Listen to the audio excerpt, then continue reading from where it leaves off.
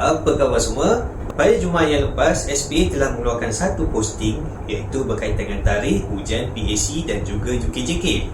Jadi seperti mana yang kita lihat dalam posting tersebut, maksudnya ujian PAC kali ini dia akan jalankan bersama ujian UKJK, iaitu ujian kecergasan jasmani kebangsaan. So, kesimpulan yang kita boleh buat daripada posting tersebut, maksudnya dia punya flow untuk PAC tahun ini sama sahaja seperti tahun lepas. Maksudnya pada pagi PAC dan petang UKJK.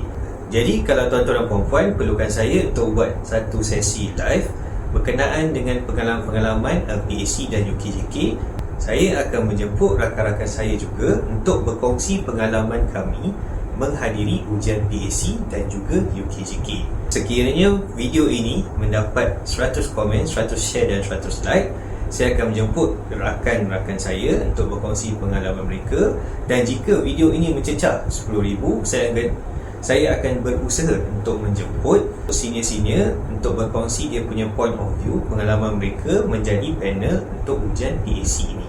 Saya juga akan bantu tuan-tuan dan puan-puan untuk carikan calon-calon yang menghadiri ujian PAC dan UKJK pada tahun lepas. Jadi jangan lupa share, komen dan juga like video ini. Sekian, Assalamualaikum.